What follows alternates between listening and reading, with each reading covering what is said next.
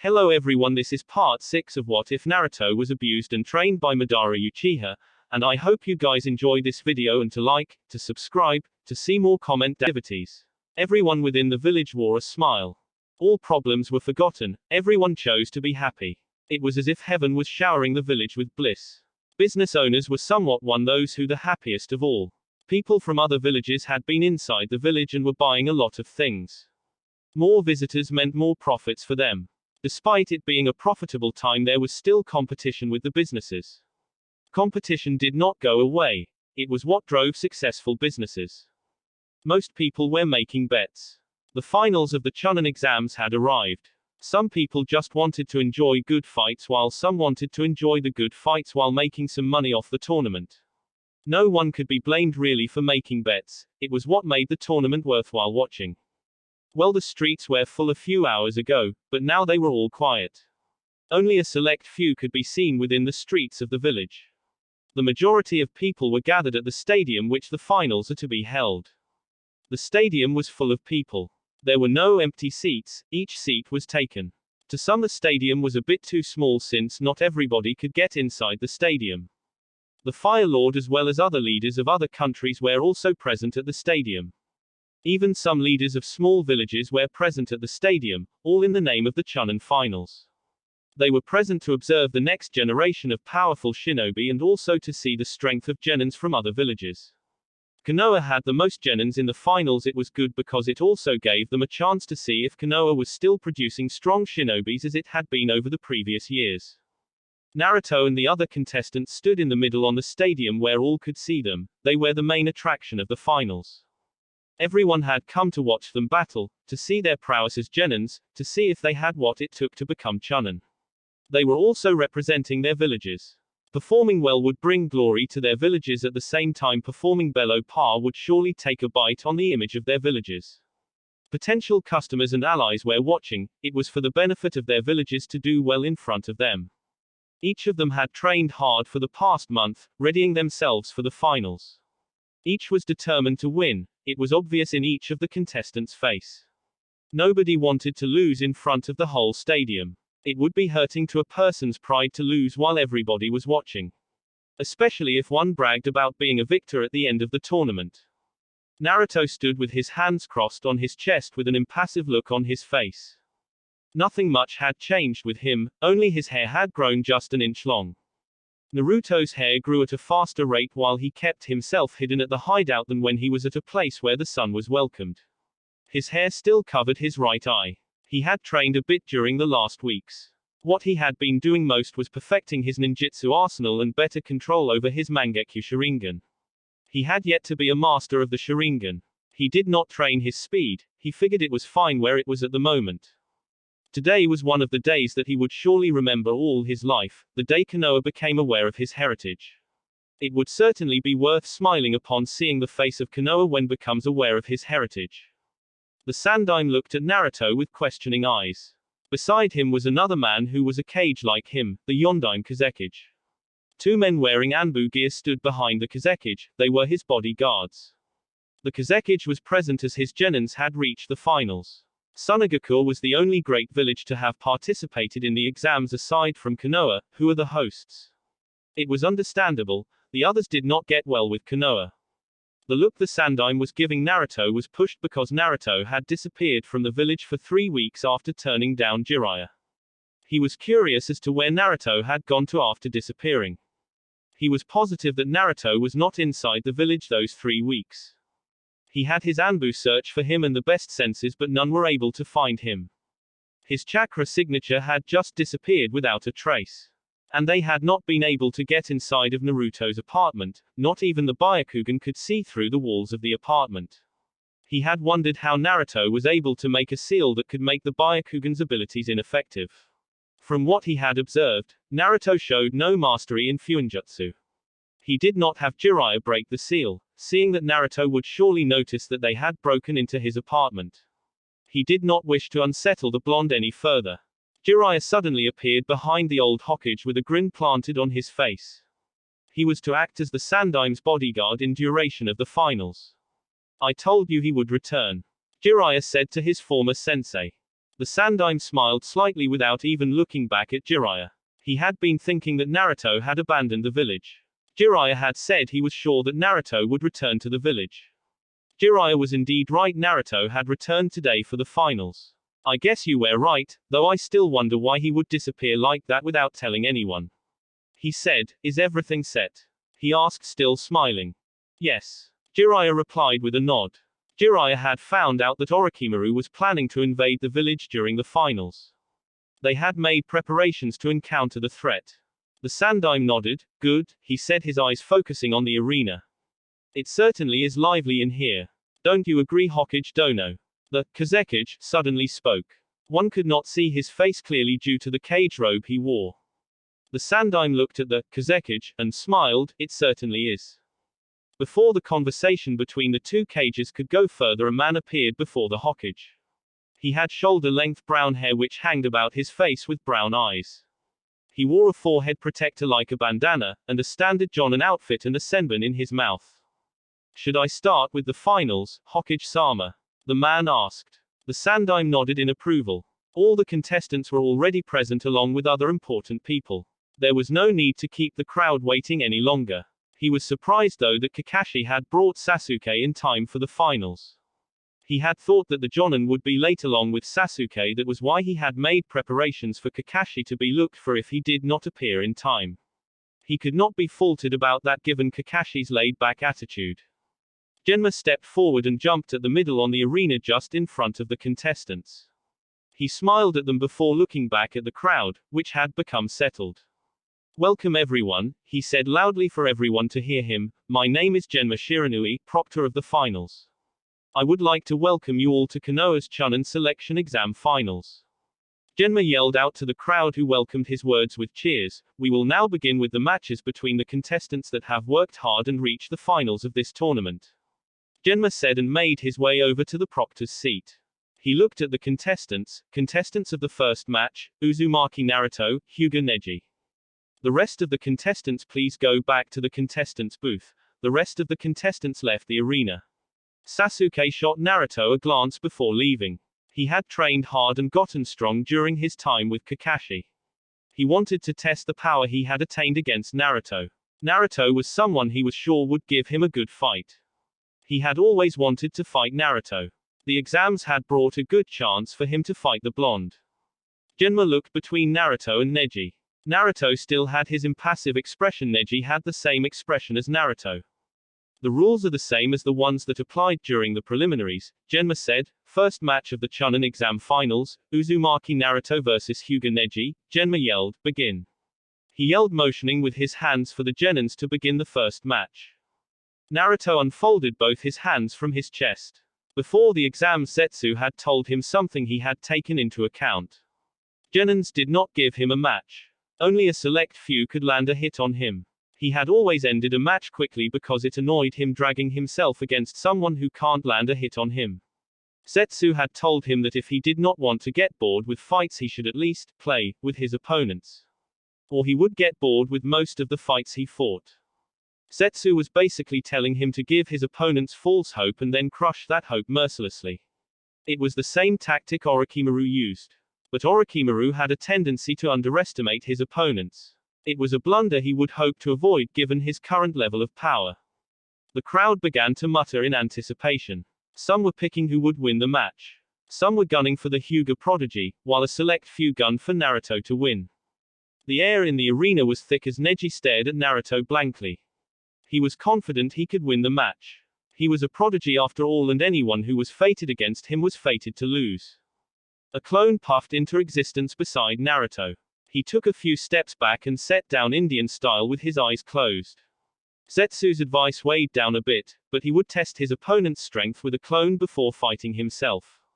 He would rather not waste his energy fighting someone who could not defeat his clone. If Neji could defeat his clone easily, he would have his fun just as Zetsu had advised him. Fighting Neji would give him a chance to experiment. The clone Naruto had made was a solid clone. It had little chakra as Naruto did not want it to drag the fight for too long. Neji seemed insulted by Naruto's actions. Anyone would have been insulted. What is this, aren't you going to fight me? Neji asked, looking at the real Naruto. Naruto stayed as he was while his clone spoke. I will. But that is if you defeat me. I'm just a clone, one hit and I will dispel. The clone stated impassively. The clone's words drew question marks all over the stadium. People were wondering if it was just arrogance to say something like that. Neji was a prodigy and he could surely defeat a mere clone. None felt more insulted than Neji. But the Hyuga was able to contain his anger. He did not think that Naruto would have the guts to do something nor say something like that. He was not expecting it. But he would not be shown up by someone who was once considered a dead last. Byakugan. Neji yelled as veins around his white eyes bulged. Neji ran towards the real Naruto, ignoring the clone. He could not waste time with the clone when he could fight the real person. What Naruto had done was an insult to his skills and his pride as a shinobi. To make him look like he was not worth an effort to fight and have him fight a clone instead was degrading. He could not allow anyone make him sink any lower than that. Naruto stopped Neji in his tracks by standing in his way. If he wanted to make the real one fight, he had to defeat the clone. With the fighting style of the Hyuga can, his speed would have to keep his distance because a single hit from Neji would destroy him. He was faster than Neji, that would prove to be an advantage to him, but he was not as fast as the real one. Fighting a Hyuga was not a good thing for a clone. The chances of being destroyed in a single direct hit were high. Neji glared at the clone before raising his palm, which was glowing with chakra. He tried to hit the clone Naruto at the chest. The clone jumped back, dodging the blow.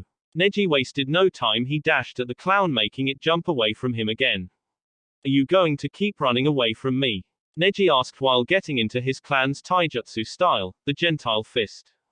The clone responded by charging at Neji. It swung its right leg when it had reached the genin. Neji crouched down to avoid the kick and raised his palm to try hitting the clone. The clone disappeared suddenly and appeared behind Neji. Neji spun around quickly to block the oncoming punch sent towards him by the clone. The Byakugan gives me clear view of the battlefield. I can see your attacks. Neji stated, his hand still blocking Naruto's punch.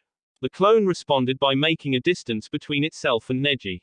It looked at the real Naruto for a second. A second was what Neji needed as he suddenly appeared before the clone, hitting it with his palm and sending a chakra pulse at the clone's chest, making it disappear in a puff of smoke.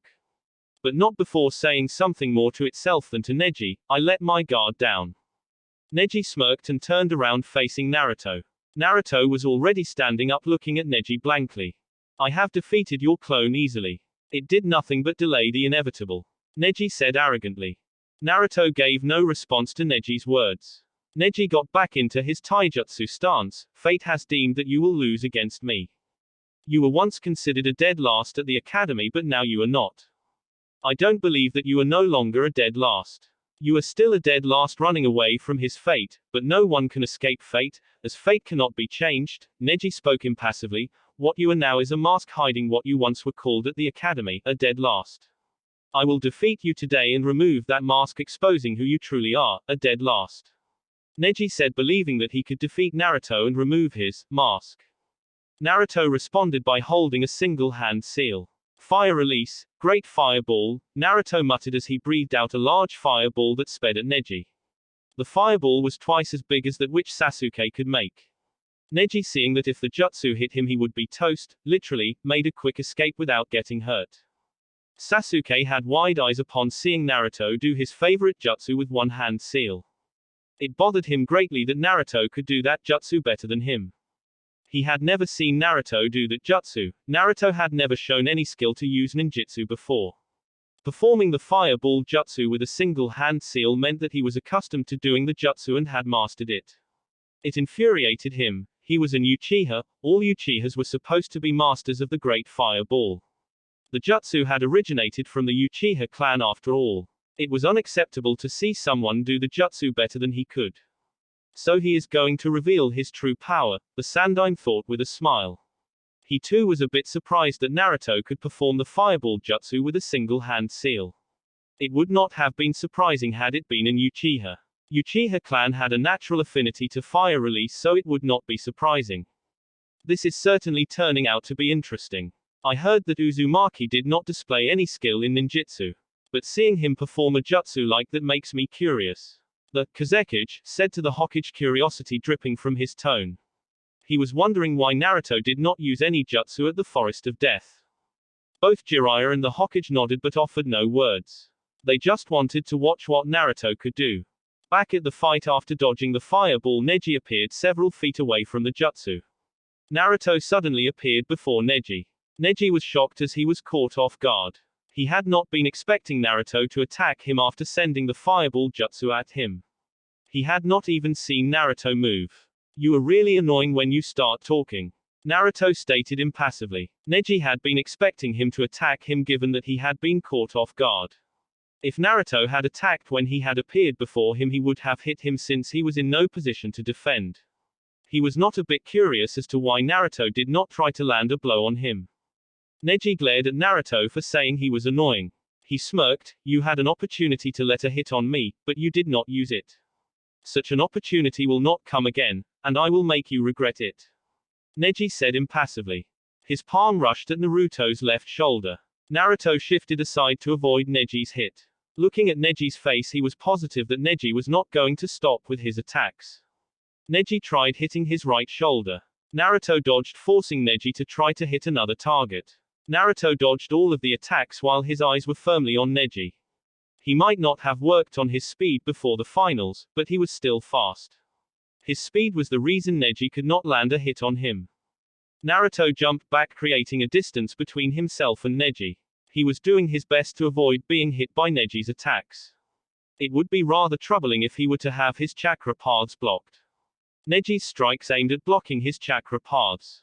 If his chakra paths were blocked, it would make him immobile. But at least for him, for moment, having his chakra paths blocked was something he could deal with. Neji ran at Naruto at a faster speed than before. His hands were still glowing with light blue chakra. To his shock, Naruto's hands began to glow with chakra. One had to have good chakra control to be able to do what Naruto had done. Neji had been moving at a faster speed than Naruto had thought he would. But it did not mean that he could not handle it. Naruto blocked Neji's attempt to hit him at the chest with his hand. It was laced with chakra to prevent its chakra pathway from being blocked. Naruto continued on to block Neji's attacks for 4 minutes straight. He only received 2 hits on both his shoulders, but he dealt with it quickly by forcing chakra to pass through the blocked pathway. It was a rather uncomfortable process. But other than that, he had no injuries or bruises. Neji, on the other hand, was slightly worn out. He was also frustrated because he had failed to give Naruto an injury. All his attempts to hit Naruto had been fruitless. Naruto suddenly gripped Neji's right hand. He held it tightly, making Neji wince. Naruto spun around along with Neji. Neji spun around in air while his hand was held by Naruto. He knew that Naruto was going to release the hold on his hand. But if Naruto did that, it would send him flying. Naruto let go of Neji's hand. But before Neji was thrown away from him, he hit Naruto's right hand, making him immobile. Neji was sent crashing towards the wall. He recovered quickly, but his body slightly bruised and his clothes slightly tattered. He got up and looked at Naruto. His eyes could see that Naruto's hand was immobile because he had blocked its chakra pathways. "Your right hand is immobile now. With only one usable hand left, I will easily remove that mask you wear," Neji said with a smirk. Crowd Sakura looked down at the stadium. Beside her were Kiba, Shino, Hinata, Ino, Tenten and the 3 Jonin senseis of Team 7, 8, 10, and Team Guy, Hitaki Kakashi, Yuhi Kurenai, Asuma Sarutobi, and Maito Guy. Doesn't Neji realize that Naruto is not wearing a mask and the dead last was the mask? Sakura asked, particularly to no one. I don't think he does. Ino replied, her eyes firmly at the battlefield. The Jonin just continued watching, each with different thoughts in their heads. Kakashi was wondering about something. Naruto did not seem to be fighting the way he usually did. Normally Neji would have been lying somewhere with a broken body at this given. But the fight had been going on for a while and still Naruto had not landed a hit on Neji. To trained eyes one could tell that it was not because he could not, but because he did not want to. Kurenai saw Kakashi's thoughtful expression. What is it, Kakashi? Something seems to be wrong here. Naruto is stronger than Neji, that much I know, but why he is not ending the fight is making me curious. I have watched Naruto fight many times and he never plays when he is fighting someone with genin strength. Kakashi replied. Kiba responded before Kurenai could respond. What are you talking about, Kakashi-sensei? Can't you see that Neji has Naruto on the defensive? He said. After Naruto had humiliated him at the preliminaries, he had learned to resent the blonde. Naruto had beaten him like he was a fly. Guy shook his head. Naruto seems to be holding back for some reason. He is on the defensive because he wants to, not because Neji is forcing him. Guy stated, observing the fight. Why? He did not seem to be capable of holding back at the preliminaries. Kurenai asked. It is most likely he is just playing with Neji. But that would be out of character for him, Kakashi said. Let's just watch and see what happens. He said, getting the Jonins to nod in agreement. Back to the fight. Naruto sighed inwardly and forced chakra on his right hand to open up the blocked chakra pathways. He was better at controlling his chakra because of his Senju DNA.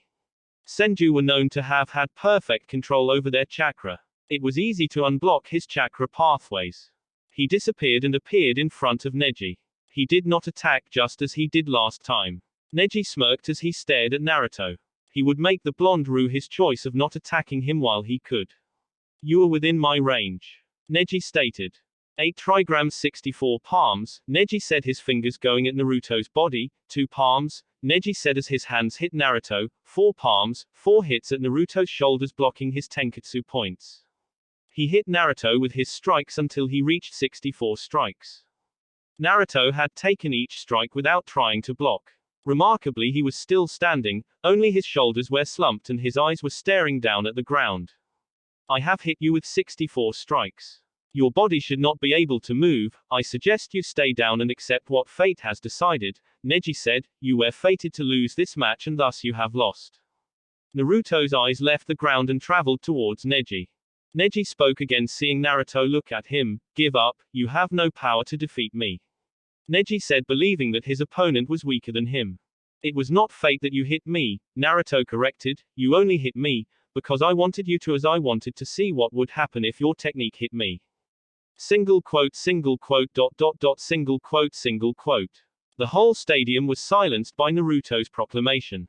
Some hung their mouths open while others blinked several times and a few just raised their brows. It was just unbelievable to them. No one would dare take on those hits just to see what would happen. That would be unless he was shot of a few brain cells. You are lying. Even if you let yourself be hit, the damage is done. I can see your tenketsu points are blocked with my eyes, Neji said, not believing that Naruto had let himself be hit. Naruto released a wave of chakra, forcing his tenketsu points to open. The chakra he released picked up debris around him for a moment before the dust cleared. Naruto stood still, his tenketsu points now opened with his eyes fixed on Neji. Naruto closed his eyes and opened them, revealing a fully matured Sharingan. A Sharingan he had managed to keep hidden from everyone within the village. Well, the crowd could only see his left eye as his right was hidden by his hair. Everyone within the stadium was shocked. In everyone's wildest dreams they had never imagined Naruto with a Sharingan, the dojutsu of the Uchiha clan. It was a sight that many had never expected to see. Some did not actually care, they just wanted to see a good fight. Visitors from other villages were greatly surprised as they had heard that the Uchiha clan was massacred. Only a few outside of Konoha knew that there was one survivor, Uchiha Sasuke. While others were shocked, Sasuke was both shocked and infuriated. Naruto was no Uchiha. It meant that if Naruto had the Sharingan, it had to have been implanted. He refused to accept people who implanted his clan's dojutsu on themselves. It was different with Kakashi because Kakashi had his given to him by his dying friend. He did not know where Naruto got his. Naruto, Sasuke growled to himself with his Sharingan activated. Unlike Naruto's, his had yet to fully mature, it only had 2 tomos in each eye. Everyone beside him could see he was shaking in anger. Sasuke was about to storm into the battlefield and demand answers from Naruto, but Shikamaru quickly restrained the young Uchiha with his shadows. He was also curious, but storming in there would only disturb Naruto's match. He was not sure if Naruto would welcome someone disturbing his match.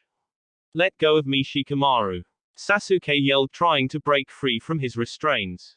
This is troublesome, Shikamaru said, his hands held together as he did not let loose of his jutsu. Calm down, Sasuke, Naruto will come back here after his match. You will get to question him then. No, I want answers now, Sasuke yelled out again. The situation was becoming somewhat comical as the other participants were snickering at Sasuke's frustrations. Kakashi seemed to have known what was happening as he suddenly appeared in the contestants' booth. He had figured that Sasuke would overreact seeing Naruto wield a Sharingan. Kakashi touched Sasuke's shoulder. Calm down, Sasuke, I'm sure Naruto has a good explanation. He tried calming his student. Sasuke glared at Kakashi, but he was no longer trying to escape from his restraints. Did you know? He demanded. No, Kakashi replied as he shook his head. Sasuke said nothing. His eyes traveled back to Naruto as he settled for glaring at the blonde. Cage booth. The Kazekage had wide eyes. His eyes were bigger than the Hokage's, who also had wide eyes. It was unbelievable that Naruto had the Sharingan. He quickly got over his shock and laughed maniacally inwardly. Naruto was proving to be quite an interesting person. The Sandaime and Jiraiya were obviously shocked as everyone else. They had not even suspected that Naruto could have the Uchiha clan Dujutsu. The Sandaime could not believe that Naruto had hid something that from him and from the whole village. I thought there was only one survivor of the Uchiha clan massacre, Hokage Dono. The Kazekage spoke, snapping the Sandaime out of his thoughts. There is only one survivor. The Hokage replied with his eyes firmly placed on Naruto. Then how come Naruto has the Sharingan? I don't know, I don't really know. The Sandaime Hokage replied, shaking his head. Anyone could see that he was being honest. The Kazekage decided to drop it, seeing that the Hokage knew nothing. Back to the fight. Naruto ran at Neji at Jonin level speed. He reached the Genin and swung his right leg high, trying to kick Neji at his temple. Neji crossed both his hands and blocked the kick. The kick had much power to send any Genin flying, but Neji was not just any Genin. He was only pushed back a bit, but told himself never to try and block another kick from Naruto. Naruto brought his feet down and raised his left leg waist level high. He tried kicking Neji at his waist, but Neji jumped back to avoid being hit. Naruto stopped with his attacks for a moment and stood still as if he was strategizing. The crowd had now gotten over their shock and were watching the fight with anticipation. It was now proving to be interesting as Naruto was now attacking Neji. Neji seemed to be blocking Naruto's attempts. Neji ran at Naruto with his right arm stretched forward. He tried hitting Naruto's chest, but Naruto sidestepped the attack and gripped Neji's arm. Neji swung his free arm trying to hit Naruto. His attempt forced Naruto to let go of his arm and jump back.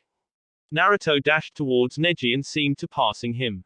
But he suddenly spun around with his leg swinging at Neji. Naruto kicked Neji on his face, sending the Genin flying away. Neji recovered quickly by flipping in midair. But when he landed down the ground, a hard kick to the chest welcomed him and sent him crashing towards the wall. Gah! Neji grunted as he hit the wall hard, creating a dent. Naruto gave the Genin an opportunity to recover. The results would be the same regardless of what action he took. Neji got up and glared at Naruto. Naruto hit as hard as Lee. But Lee hit harder because of the weights on his legs. He rushed at Naruto again, but this time with both his hands stretched forward. Hit tried hitting Naruto, but Naruto jumped back. He could predict Neji's moves before they reached him. And because he was faster than Neji, it became impossible for Neji to hit him. Naruto blurred out of sight and appeared before Neji. With almost 360-degree view of the battlefield, Neji was able to see Naruto. He turned around quickly but was unable to block or dodge a kick to his chest. The kick connected with Neji's chest and sent him flying. Naruto appeared above Neji while he was still in air and brought his hands together. He smacked the Genin down the ground. Neji was sent crashing down like a bullet. He hit the ground hard and created a crater. Neji's crash created debris where he had crashed. Remarkably, when the debris cleared, Neji was still standing, but his body was bruised and he was bleeding, albeit not profusely. He seemed to be out of breath as he was breathing heavily. He did not like where things were going, but he refused to be beat. Fate could not be changed. Naruto had been fated to be defeated by him, and he would make sure of that. Naruto rushed at Neji and attempted to gut him. Neji dodged the attempt, albeit barely. He was not given time to catch the breath that was escaping him as Naruto appeared in front of him and kneed him on the gut. Neji coughed bodily fluids while clutching his stomach in pain. The crowd was cheering, seeing the turnaround of events. Naruto stared down at Neji, who was now on his knees still clutching his stomach. There is no such thing as fate. Fate is something you created on your own ideals to escape from your miseries. Naruto said, his tone and facial expression never changing. Neji stopped clutching his stomach and glared at Naruto. You know nothing about misery. He spat. My life has been fated to become a servant to the main branch. As far as I could remember, I have been branded with this, Neji said, removing his forehead protector. There was a seal on his forehead. Naruto knew what it was. It's the caged bird seal. I will live with it and die with it. That is my fate. And your fate is to lose to me, Neji said as he tried hitting Naruto in anger. Naruto punched Neji on his face, sending him flying away from him. Neji winced as he felt the pain the punch inflicted on his body.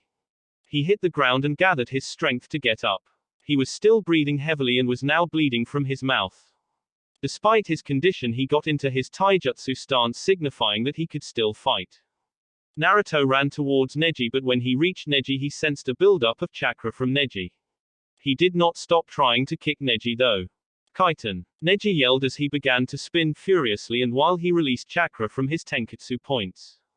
The chakra he released created a dome of chakra that rotated around him at a fast speed. Naruto's foot hit the spinning chakra and was sent back. He flipped in midair and landed down the ground. That was unexpected, he said to himself. Neji stopped spinning, releasing his defense jutsu. He smirked at Naruto. This is my ultimate jutsu, the ultimate defense jutsu. With this you cannot touch me anymore, he said confidently. Those of the Hyuga clan had wide eyes seeing Neji perform the kaiten. It was a defense jutsu only taught to the skilled members of the main branch. For Neji to learn the jutsu on his own only proved that he was truly a genius. No one could doubt that he was indeed a prodigy of the Hyuga clan. But despite his skill, he was facing someone who seemed to be beyond his level. Ultimate defense, you say? Naruto said. Shall we test that? The way Naruto spoke made Neji wish he did not say the kaiten was an ultimate defense. Naruto did a single hand seal, fire release, great fireball. Another large fireball sped towards Neji faster than the first one. It was just as big as the first. Due to Neji's current condition, he could not escape the jutsu by running away from it. Naruto was aware of that. The only way for Neji to defend himself was to use his kaiten. Neji saw the fireball coming towards him. Kaiten, he yelled as he activated his defense technique again. Both techniques clashed, but the kaiten held on. Naruto ended his jutsu, allowing Neji to do the same. Neji was breathing heavier than before and was barely standing. The kaiten was taking a toll on him. The kaiten had passed Naruto's first test, but barely. Naruto held another single hand seal again, readying for another jutsu. Fire style, Dragon Flame Catawall. Naruto yelled as 5 small flame fish-like creatures with 2 large fangs raced at Neji in 5 different directions. It was a jutsu Naruto had learned from Madara. All creatures seek out their targets till they hit. The only way to stop them was to make them hit something. Neji gathered his remaining chakra and called upon the kaiten again. One by one the flame dragons hit Neji's defense. When each hit it exploded, and the fire it created became one with Neji's rotating dome of chakra. Neji realized this when he felt the heat rise up and stopped spinning to avoid being burned to death by his own jutsu. But he did not get away without suffering slight burns on his clothes and skin. Neji fell on his knees while sweating and breathing heavily. The heat that had surrounded was too intense for him. His chakra was also spent. It is not a perfect defense, thought Naruto to himself. He decided to try another jutsu. He had yet to try it while fighting with someone other than his clones. Neji provided him the opportunity to test the jutsu. He flashed through several hand seals and expanded large amounts of chakra, well to others who did not have much chakra as Naruto had. Fire style, Majestic Flame Destroyer. Naruto breathed out an unimaginable wave of flames that covered the whole space in front of him, reaching the walls of the arena in width. The wave of flames went straight at Neji, who had wide eyes like everyone inside the stadium. Only the Sandaime had seen a fire jutsu that big. Despite it being big, it was not as big enough for Naruto's liking. Still, the flames were powerful enough to incarnate everything they touched. The flames burned everything on their path as they made their way towards Neji's position.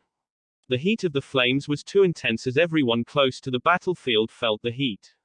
Neji began to fear for his life. He could no longer do the kaiten. He also could not escape to anywhere. The flames had blocked each path he could take. Backwards was the wall. He could not go anywhere. He closed his eyes as the flames reached him.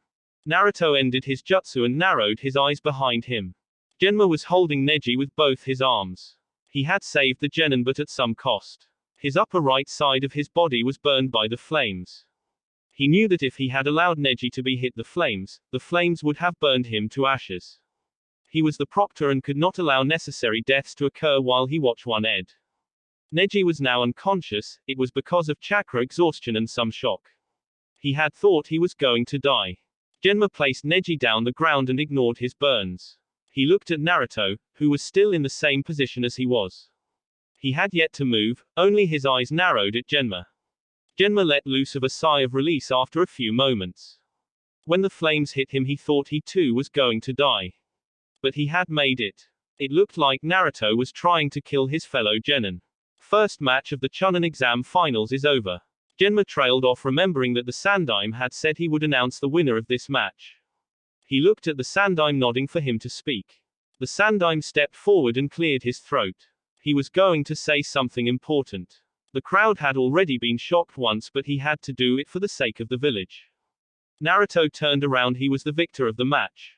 His Sharingan was still activated as he walked towards the contestants' booth. No one was cheering. The stadium was just full of mummers. Winner of the first match, Namikaze Naruto. The Sandaime said in a loud voice. Naruto stopped walking and narrowed his eyes at the Sandaime. His Sharingan morphed into its Mangekyo form for a second before returning back to normal. That was something he was not expecting the Sandaime to say.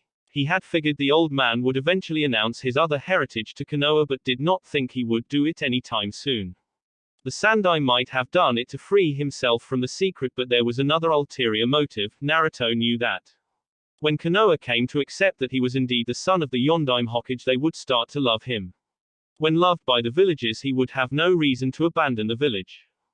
WHAAT. Some yelled out in disbelief upon hearing that Naruto was a Namikaze. The thought that he wielded the Sharingan had escaped their minds. Others stared at Naruto with wide eyes, cursing themselves for not seeing it. There was only one person to have had bright blonde hair and blue eyes, the Yondaime Hokage, Minato Namikaze. Naruto was like a chibi Minato, and yet they could not see it. It would now explain why the Yondaime had chosen Naruto as the Jinchuriku of the Kyuubi. The majority of people thinking those thoughts were the ones to have never hated Naruto. While those few that still hated him refused to believe it. Despite their refusal to believe, one could not deny the resemblance. One woman stood up from her seat and clapped her hands. Soon another person joined her. They were followed by almost everyone at the stadium. Naruto walked away towards the contestants' booth. The only reaction he gave towards the reaction of the crowd was a raised brow. After Naruto had reached the contestants' booth, the clapping of hands and cheers were replaced by mummers. Naruto stopped walking when he saw Sasuke in his way with a death glare. Naruto brushed aside the glare and decided to just walk past Sasuke. Sasuke was not going to let him off without getting answers he needed. Naruto, Sasuke called out, stepping in front of Naruto again. Where did you get that Sharingan? Sasuke demanded.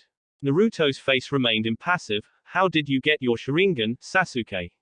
Naruto replied with a question. Sasuke, in his current mindset, did not fully understand Naruto's question. Answer me, Naruto. Sasuke yelled, his death glare intensifying. I just did. Naruto responded nonchalantly. Shikamaru spoke before someone got hurt. Calm down, Sasuke, Shikamaru said in his usual bored tone. Naruto answered your question. He asked you how you got your Sharingan. The answer is you awakened it like any other Uchiha. What Naruto is saying is that he awakened his Sharingan, that's how he got it. But leads to more troublesome questions. Shikamaru spoke while other contestants watched on. Awoke. How? You are not an Uchiha. The Hokage just said you are a Namikaze, not Uchiha. Sasuke said while still glaring at Naruto. Naruto had no time to play the interrogi with Sasuke. Believe what you will, but my eyes were not implanted, he said. Now then, get out of my way or I will make you. His face remained impassive, but the tone he used could send chills to anyone. Sasuke stepped aside and allowed Naruto to pass. Naruto wanted to watch the next match. Sasuke looked away from Naruto, emotions welling on his features as thoughts ran rampant within his head. Naruto had just said his Sharingan was not implanted, meaning he had to have Uchiha blood running through his veins. His father was not an Uchiha, which if he truly had Uchiha DNA in his body, he got it from his mother. Still, the thought of Naruto being an Uchiha brought him a lot of emotions. Temari eyed Naruto with thoughts running through her head. Being the son of the Yondaime Hokage made Naruto someone like royalty. But judging from what she had seen of him so far, he did not seem to act like one nor try grabbing people's attention because he was the son of the Yondaime Hokage. In fact, he looked distant, unattached to anything, as if he did not care about anything else around him. Cage booth, well, that was certainly interesting, the match itself rather than the secret you have just revealed. Hokage Dono. The Kazekage spoke, clearly interested. Naruto possessed far greater skill than he let people believe. His interest in Naruto had surely grown. The Sandaime nodded. The match was truly interesting. It was not only the fight but the things that were revealed during the match. You certainly have a skilled genin in Naruto, Hokage Dun. The Kazekage said again honestly. The Hokage smiled. Naruto was certainly interesting. Naruto did fire-style jutsu at a higher level. He was sure Naruto would give Itachi a run for his money when it came to fire-style jutsu. He is truly skilled, he finally said. I'm surprised that you could hide something like this from the village, though judging from Naruto's reaction he already knew of it and did not seem too happy that you announced his heritage. The Kazekage said, trying to act as normal as possible. He already knew that Naruto was the son of the famed Yellow Flash, the man who stood in his way of becoming Hokage. Sarutobi did not respond. He had his reasons for keeping the truth away from Konoha. He did not have to explain his actions to another Kage of another village. I believe you now, Sensei. He truly is skilled just like his father. Jiraiya spoke. Now I have to force him to become my apprentice given his skills. Jiraiya said with a grin. Sarutobi responded by chuckling slightly at Jiraiya's words. The Sannin had not entirely believed that Naruto was a skilled and capable shinobi. He had said he would believe if he saw with his own eyes, and now he had seen with his own eyes. Naruto was skilled enough to be called a prodigy. He could not miss the opportunity to be a sensei to someone like Naruto. He put much effort into making Naruto his apprentice. Genma looked at the burns on his body and winced, remembering how it hurt when he got burned. He looked at the crowd and smiled. Second match of the chunin exam finals, Subaku no Gaara vs Rock Lee. Genma said aloud. Both contestants made their way to the battleground. Genma looked between Lee and Gaara. He could tell that the two were going to give the crowd a good match. Are both fighters ready? He asked, earning a nod from Lee while Gaara gave no response. His face just remained emotionless. Begin. He yelled and jumped to his seat where a medic was waiting for him to take care of his burns. One could tell Gaara was a bit excited about the match because the moment Genma said the match could begin, sand shot out from his gourd and swelled around him. Lee studied his opponent for a moment. Guy had told him that his opponent was dangerous and he should be careful. He had also been told to take off his weights should the situation require him to do so. He did not have to ask for permission to take off his weights this time. Lee got into his taijutsu stance and motioned for Gaara to come at him with his right hand. Gaara wasted no time as his said shot towards Lee at fast speeds. Lee jumped back to avoid the sand. When he landed on the ground, the sand was waiting for him. He was forced to use his great reflexes to avoid the sand from catching him. Guy had warned him to avoid being caught by the sand at all costs. Lee rushed at Gaara, who had been in the same position since the match began. He attacked Gaara on his left side by attempting to kick him. Sand blocked Lee's foot, preventing him from hitting Gaara. Lee blurred to Gaara's right, attempted to kick the sand genin again. The sand protected Gaara, again, forcing Lee to jump back. Sand shot towards Lee at a fast pace. Lee readied himself, and when the sand reached him and attempted to kick it away. A mistake on his part, as a part of the sand was blown away by the force of his kick and a part was not. The part that remained almost wrapped itself around his leg. He did enough to blur away from sight. Lee landed on the ground and studied Gaara. The sand made it difficult for him to hit his opponent. He needed speed to bypass the defense. Lee ran towards Gaara with a plan in thought. He appeared in front of Gaara looking as if he wanted to punch the genin. Gaara's sand tried to wrap itself around Lee, only for Lee to disappear and appear behind Gaara. Lee swung his leg attempting to kick Gaara from behind. But just as he was about to land a hit, the sand appeared and blocked his kick. Lee jumped away from Gaara. Bypassing Gaara's sand was proving to be harder than he had thought it would be at his current speed level. The crowd was cheering as the fight was certainly entertaining even when none had landed a hit on one another. At the contestants' booth, Kankuro had a wide smile admiring Gaara's sand.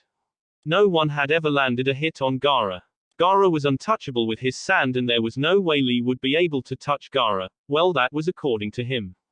Lee appeared in front of Gaara and attempted to punch Gaara with the strongest punch he could master. The sand tried to block his punch, but the punch broke through. Just as it was about to make contact with Gaara, another wave of sand appeared in its path and this time blocked Lee's punch. Lee did not stop with just a powerful punch. He spun around, swinging his leg, bringing forth his most powerful kick. Gaara brought forward his sand to block the kick. But the sand did not stand a chance against the power behind Lee's kick. Lee's foot marched towards Gaara's face, but again, just as it was about to hit, more sand blocked its path. But the results were different this time. Even the sand shielding Gaara, he was sent flying away towards the wall. Gaara's sand created a cushion before he hit the wall. Gaara smiled maniacally at Lee and walked a bit towards Lee before he stopped. He moved his sand with his hand this time. When he was moving it with his hands, it was moving at a faster speed than before. A wave of sand almost wrapped Lee from behind, but Lee disappeared from sight, dodging the sand, albeit barely. Lee rushed at Gaara, dodging waves of sand that were trying to wrap themselves on him. Lee dodged each sand attack skillfully. When he reached Gaara, he was unable to attack the Jinchuriku as he found large amounts of sand waiting for him. Lee quickly disappeared from view, avoiding the sand. If Lee was going to break through Gaara's defense, he would have to step up his game. Lee looked at his sensei as if asking for permission. Guy nodded, making Lee smile. Despite Guy having already given him permission to take off his weights during his fight, it felt right asking for permission again. He took of the weights on his legs and held them with both his hands. Gaara only raised an eyebrow, wondering what his opponent was up to. Lee let go of the weights. Boom, they hit the ground and shook the stadium slightly. The weights created 2 craters on the battlefield. Almost everyone had wide eyes at the effects of Lee's weights. It was just unimaginable how a young lad like Lee could be able to wear such heavy weights and still move as fast as he had been moving so far in his match against Gaara. Guy just smiled proudly at his student. It was not easy for Lee to be able to wear such heavy weights, but through hard work they did it. It was his efforts along with Lee's dedication to being the best taijutsu user that made Lee became what he was today, a shinobi he was proud to call his student. Lee took a taijutsu stance with a serious expression on his face. Lee vanished from his spot. Only a select few saw him move. The others just blinked a few times, looking around the battlefield. Their efforts were rewarded as Lee appeared behind Gaara. Gaara turned around with wide eyes, showing his shock at Lee's speed. Lee swung his right leg at Gaara. Gaara's sand was unable to react fast enough to leap into his defense. Lee's kick connected with Gaara's face. Gaara was sent flying, but before he could hit the walls, Lee appeared above him facing down and kicked him hard on the face. Gaara crashed down the ground, creating a crater. Lee landed on the ground gracefully and waited for his opponent to recover. Gaara stood up from the crater and brushed his fingers against his mouth. He looked at his fingers and saw blood. To some it was most shocking because none had ever seen Gaara bleed before. It was shocking to see that someone had the speed to bypass through Gaara's sand and hurt Gaara. Not even Jonins had been unable to hurt Gaara, but a genin from Konoha had just done it. It was unbelievable. Gaara smiled maliciously. Blood, my blood, he said to himself, then looked back at Lee. Mother wants your blood, Gaara said maliciously. I must feed on your blood to prove my existence and erase yours. Lee looked at Gaara, showing a bit of confusion, but he later shrugged it off and dashed towards Gaara. Only small gusts of winds could be seen upon where he had been standing. A large wall of sand appeared in front of him, blocking his path. Lee jumped up, passing the wall. While he was still in air, he began to rotate furiously towards Gaara. Konoha Senpu, Lee yelled as he delivered a spinning kick to Gaara. Gaara's sand came to the rescue and blocked Lee's kick. Lee spun around and attempted to kick Gaara with his other leg, but the sand blocked his kick again. Lee flashed out of sight and appeared behind Gaara. He swung his right hand and delivered a punch at Gaara's face. Gaara had been unable to block due to the speed on the attack. With his full speed, Lee was able to bypass Gaara's defense. The punch sent him flying, but Gaara quickly recovered and landed down the ground gracefully. Lee watched with wide eyes as sand around Gaara's face began to peel off. Gaara's thin layer of sand reformed again on his skin. It was his secondary defense mechanism. Lee gritted his teeth in frustrations. So far he had not been able to damage Gaara. It was like all his efforts were pointless. To win he had to risky measures. Lee suddenly blurred out of sight. He was running at his speed's peak. Lee kicked Gaara into air and used Shadow of the Dancing Leaf to get behind Gaara while still in flight. He let loose of his bandages and wrapped it around Gaara, restraining him as gravity began to pull him down. This should end the match, Lee exclaimed confidently. He and Gaara began to rotate furiously while they fell down the groan as a spinning vortex. Gaara hit the ground head first. Lee was also hurt as the technique was a double-edged sword. But Lee, being the user of the technique, received less damage than his opponent. Lee panted as he watched the debris where Gaara was lying. The crowd began to cheer, applauding the technique and also thinking that the match was over. But everyone's celebrations were cut short as Gaara let out a maniacal laughter. Lee could not believe what his eyes were showing him as he watched Gaara stumbled up and stood up with a maniacal grin, and blood dripping from his mouth. His sand swirled furiously around him. I must really drink your blood, mother wants it. Large torrents of sand began to fire at Lee mercilessly. Lee did his best to dodge all of the attacks. But keeping up with Gaara's sand was tiring him. Gaara was sending the sand at Lee tirelessly without even taking a break. With the smile on his face, it was obvious that he wanted to crush Lee with his sand. Lee found himself backed against the arena's battle floor. He was left to only think of defense as Gaara had been attacking him with his sand furiously. A wave of sand appeared in front him, stretched as if it was welcoming him for an embrace. Gaara grinned and made a fist encasing the sand around Lee. Subaku Q. Gaara said as his said seemingly wrapped itself around Lee. Nothing happened. There was no blood that fell rained down the ground. Gaara was aware that he did not catch Lee because he did not feel him on his sand. Lee appeared a few feet away from his previous position. Some let out a sigh of relief seeing that the match was not over. It seems that I cannot defeat as I am, Lee said seriously looking at Gaara, then I must. He trailed off. First gate. Gate of opening. Lee yelled as the aura around him began to change. Second gate. Gate of healing. His skin began to change its normal color. Third gate. Gate of life. Fourth gate.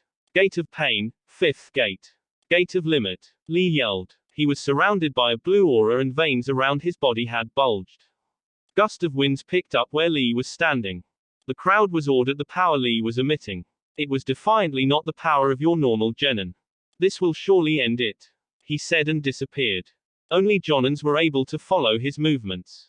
Others did not see him move. Naruto was able to see him. He had his Sharingan activated. He did not deactivate it after his match with Neji.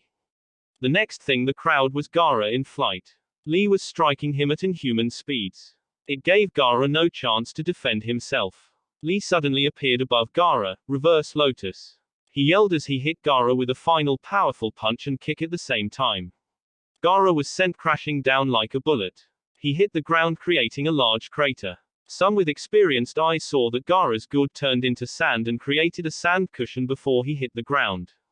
Lee landed at the unwelcoming ground harshly due to the use of his technique. He had already closed his gates as he could no longer contain them. His body was bruised and his clothes were tattered. His breathing was labored and he was on his knees as he was unable to stand. The technique used too much power at once and left him without strength. It was why he used it as a last resort. The crowd cheered gracefully at the power of Lee's attack. They thought that it was surely over, as they believed that no one could stand again after crashing down the way Gaara did. The dust cleared, revealing Gaara lying down in a crater. Sand was peeling off his skin and more blood continued to drip from his mouth. His sand had absorbed much of the damage he could have suffered. Sand coffin, Gaara said with his hand raised while he was still lying down. Lee found himself at the mercy of Gaara's sand. He tried to escape but his muscles were torn apart and he was out of strength because he had opened 5 gates and used reverse lotus. The sand caught Lee's left leg and hand, crashing them. Arg! Lee screamed in pain as Gaara's sand crushed his hand and leg. He landed on the ground harshly. Gaara got to his feet slowly, looking slightly worn out but had no significant damage on his body. Gaara chuckled darkly, "Mother will now have your blood." He yelled like a crazed person. Gaara's sand shot towards an immobile Lee. Guy tensed knowing that Lee would surely die if Gaara caught him with his sand. In his condition, Lee could not do anything. It was now up to him as a loving sensei to protect his student. He rushed to the stadium to save Lee. He was not alone. A bandaged Genma had the same thoughts as him. Guy was able to get to Lee before Gaara's sand. He took Lee out of the path of the sand while Genma appeared before Gaara. This match is over, he said sternly. Gaara ignored him and looked over to Guy and Lee. Why did you save him? He asked, his features having returned to his emotionless and cold facade. He is my student, my pride and joy. Guy replied, almost breaking into tears as he walked away, taking Lee to the medics. Lee had pushed himself too far. Opening the gates did damage to his body, and Gaara's last attack did further damage. He feared the worst, looking at his unconscious student, who had passed out because of pain that had gripped him. Genma looked at the murmuring crowd. Winner, Subaku no Gaara. The crowd applauded. They had witnessed a truly great match. Gaara silently made his way back to the contestants' booth. He did not need a medic, as he was fine. Naruto was somewhat pleased with what he had seen. Both Gaara and Lee were capable genins. Lee had reached an amazing feat. To be able to compete with a Jinchuriku at the level he was. The boy was truly something, possibly the best genin in terms of hard work and dedication. Will Subaku no Kankuro and Uchiha Sasuke step forward please? Genma called out. Sasuke smiled excitedly and went into the arena. He was finally going to test himself against capable opponents. After watching Gaara fight, he now wanted to him also. Kankuro stepped forward but stopped before reaching the middle of the arena. Proctor, I forfeit. His words were welcomed with boos all over the stadium. Kankuro seemed not to care about the jeers. The crowd had been waiting for Sasuke to fight. Some had come to the finals just to watch the only survivor of the Uchiha clan. With Kankuro giving up, they were being denied an opportunity to see Sasuke fight and observe what he was capable of. Many saw Sasuke as a genius, as he was the best student at everything he did when he was still at the academy. Genma looked at Kankuro without interest.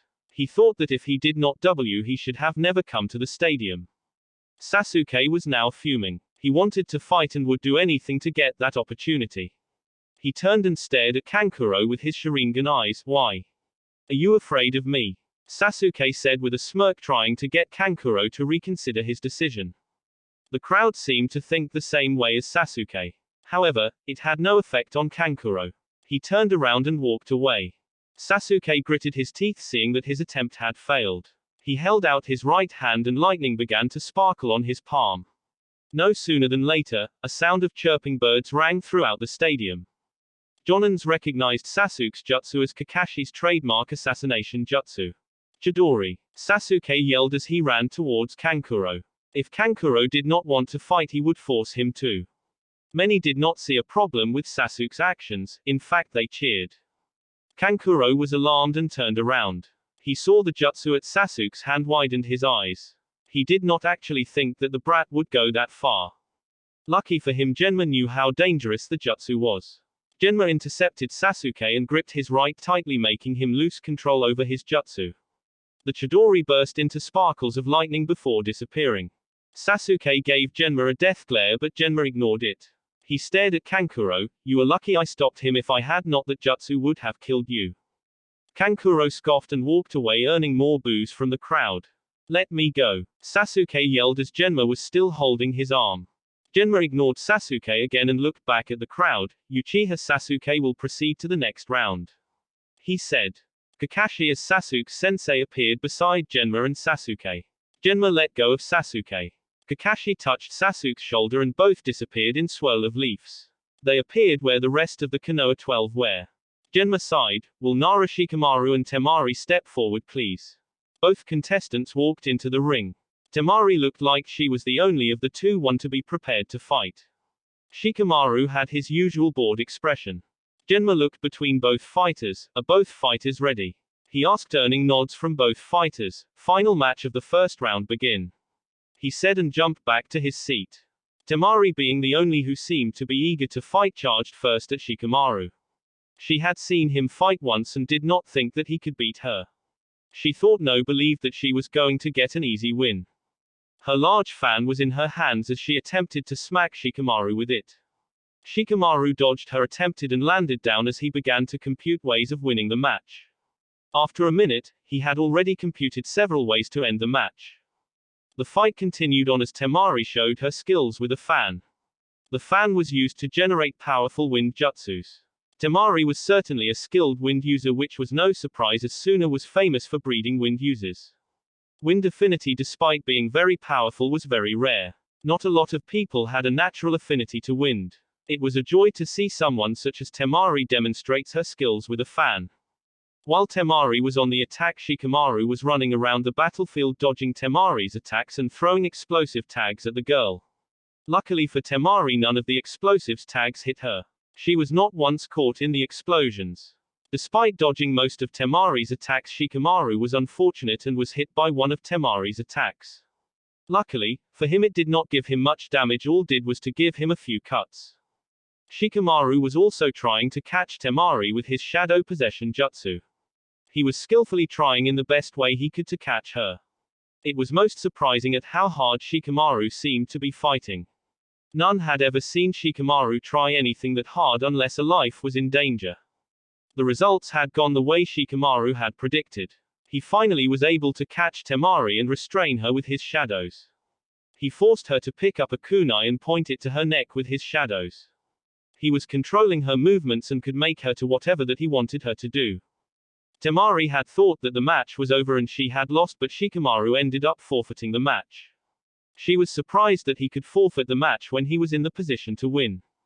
His reasons were that it was too troublesome to continue on, he had little chakra left and he just wanted to get the promotion. Temari could have refused to accept that she was winner of the match, but she accepted it. Her pride as a kunoichi had taken a bite because she did not proceed to the next round because of her skills, but because her opponent had chosen to give up when he had her backed against the wall.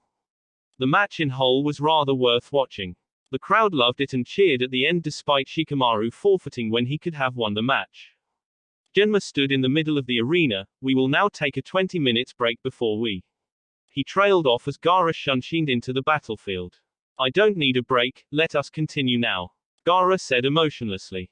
Genma sighed and looked at the Hokage as if asking what to do. The Sandaime just smiled at him, telling him to do what he felt was right as the proctor. Okay, since one of the competitors seems not to need a break, we'll begin the second round, Genma said, earning cheers from the crowd, which seemed not to want the break. The matches will be as follows: winner of match 1 will face winner of match 2, and the winner of match 3 will face the winner of match 4. Genma said. The first match of the second round will be you. He trailed off, remembering something important. A young woman from the crowd sitting at a seat near the fighting area of the arena spoke for him, Namikaze Naruto. The young woman earned chuckles from some spectators. Genma coughed to get everyone to return their attention to him. Thank you, he said, looking at the young woman. The match will be Namikaze Naruto versus Subaku no Gaara. Now, since Gaara is already here, will Namikaze Naruto step forward, please? Naruto appeared in the middle of the arena in a burst of flames. You can begin, Genma said, returning to his seat. Gaara grinned maliciously at Naruto. Mother has been waiting to feed on your blood. Naruto raised a single brow. It was not the same time he had heard Gaara say mother and blood. He figured it was the Shukaku whispering things to his mind. Given what Zetsu had gathered about Gaara's childhood, it was not surprising that Gaara would give in to Shukaku's influence. I have seen the extent of your power, thus I have no reason to test you myself, Naruto said, not bothering to reply on Gaara's words. I will not hold back, Naruto said. Naruto did hand seals and needed chakra inside body, turning it into fire. Fire release, majestic fire destruction. Naruto expelled a stream of dense flames that ignited upon reaching their target, Gaara. The fire expanded, covering most of the fighting ground of the arena. Naruto held the flames for some time, wanting to see how Gaara's sand would hold on. Gaara was in the middle of dense and intensive sand. A few were starting to fear for his safety. It was like he had been thrown in a pit of flames. Gaara had seen the flames coming and had his sand created a dome of sand around him. The sand held on, but the intense heat of the flames heated his sand and made it unbearable for him. The intense heat inside his sand made it hard for him to breathe. The heat was sulking out the oxygen inside his shell. Naruto stopped his jutsu before he cooked Gaara alive. The flames cleared and Gaara's protective sand crumbled down into dust. Gaara fell on his knees with wide eyes, sweating and trying to catch his breath. Once he had caught his breath, he got up from his knees and stood up. Cage Booth, your Genin certainly is brutal, Hokage done. The Kazekage said. The Sandaime nodded. Yes, he is. Still, I am interested on how he will do against my Gaara. The Kazekage said. I think he will win the match. So far we have only seen him use fire jutsu perfectly, and I don't believe that is all he can do. I believe there is much more we will see from him. The Sandaime replied. Jiraiya nodded, agreeing with his sensei. He heard when Naruto said he would not hold back. He wanted to see what he could do when he was not holding back. The Kazekage said nothing further. He chose to admire Naruto's skills and eyes. Back at the fight, you did well surviving that. Naruto complimented. He felt he needed to do so. No one could take his jutsu not be incarnated. But Gaara had defended himself well against his intense flames. It was worth complimenting. But will you be able to stand after my next assault? Naruto asked rhetorically. His Sharingan morphed into its Mangekyo state. Most who knew of the Mangekyo widened their eyes. To see Naruto wielding the Mangekyo at such a young age was defiantly shocking. Not even Itachi, who was a prodigy and a master of the Sharingan, had awakened his Mangekyo at a young age. The Kazekage's eyes lit yellow for a moment upon seeing the powerful Mangekyo Sharingan. He knew full well what one had to do to awaken it. He had done a lot of research about it. The Mangekyo made him admire Naruto even more than he was currently. He would be so feared if he could have both Sasuke and Naruto by his side. He wondered if Naruto had the Mangekyo when he fought him at the Forest of Death. Naruto crossed his hands on his chest while Gaara just watched him. A blue chakra began to form around him. The chakra became dark blue and took a form of a skeletal humanoid that surrounded Naruto. The beast's head, though skeletal, had dark yellow eyes and a thin skeletal chin. The beast grew to a larger size and unleashed a roar. Its size was enough for Naruto, as he wanted to be able to move freely in the confined space. The beast stretched out both its hands as blue chakra blades formed. Susanoo, Naruto said. Naruto's Susanoo shocked many who had never seen anything like this before. At the cage booth, the elder shinobi who knew what it was just widened their eyes. The Kazekage chuckled darkly inwardly and sat at the edge of his seat. Jiraiya and the Sandaime did not notice as their eyes were firmly on Naruto. Gaara just continued to watch Naruto emotionlessly with his sand swirling around him. The crowd was awed by what they were seeing. They never expected such a thing from a genin at the chunin exams. It was like watching a junin exam, not a couple of genins displaying their strength. My incomplete Susanoo versus your perfect defense. We'll see which is the stronger. Naruto said to Gaara monotonously. He was not expecting Gaara to answer his question. Even if Gaara wanted to answer, Naruto did not give him a chance as his Susanoo began its charge. The Susanoo swung its right blade towards Gaara. Gaara created a wall of sand on his left to protect himself from the attack. The blade had much power and broke through the defense. Gaara reinforced his defense with more dense sand. This time the blade hit a wall but still pushed him. Naruto's Susanoo swung its left blade at a fast pace towards Gaara. His sand was still holding back the blade on his left, and much of his effort was focused on holding back the other blade. He could not block the next attack. He jumped back, abandoning his sand. The Susanoo's blades returned next to Naruto. Gaara sent a wave of sand towards Naruto. The Susanoo swung its blade and propelled the sand away from it with its blade. The Susanoo fused its blades, making one long blade, and wielded it with its right arm. It swung the blade towards Gaara, who created a dense wall of sand in front of himself to avoid being hit. Naruto's attack broke through the sand and hit Gaara. The power of the attack sent him crashing towards the wall of the arena. Gaara created a large dent on the wall with his crashing. He winced as he felt like Lee had thrown his weights on top of him. The Susanoo brought its left hand, created a fist, sending it towards Gaara. The punch hit Gaara dead on and broke through the wall. Gaara let out a scream of pain as he felt the impact of the huge punch that hit his whole body. His second protective layer of sand was starting to peel off due to the damage his body was taking. The Susanoo dragged Gaara from the wall and dropped him in the middle of the arena. His mouth was pouring out small amounts of blood. While Gaara was still lying down, the Susanoo raised its right hand and slammed Gaara down the ground. The attack created a large crater on the battlefield. The Susanoo did not stop with its attack. It picked up Gaara from the crater and threw him towards the wall. Gaara's gourd burst into sand and created a cushion for him to hit, but he still created a large dent on the wall. All of his sand had now peeled off his skin. His body was heavily bruised and parts of his body were now bleeding also. His breathing had become labored. Had he been a normal person, he would not have been conscious right now. The ferocity of the attacks were too intense for a normal person to take them and remain standing or alive for that matter.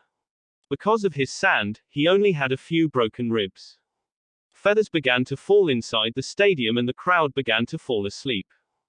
Genjutsu, I guess the invasion has started, Naruto said to himself. No sooner than later, fights began to break out inside the stadium. Naruto deactivated his Susanoo. When he looked at Gaara, he saw the Genin siblings running away from the stadium with him. He looked at Sasuke and saw the Genin going after them. Naruto shook his head. Gaara was in no condition to fight unless he used Shukaku's chakra. The chakra would heal and make him stronger than he was. Naruto suddenly on his knees under extreme pain. Using Susanoo had its benefits, but it put his body under extreme pain. The pain had lessened from the first time he had used it. With a lot more training he would be able to use it without any pain.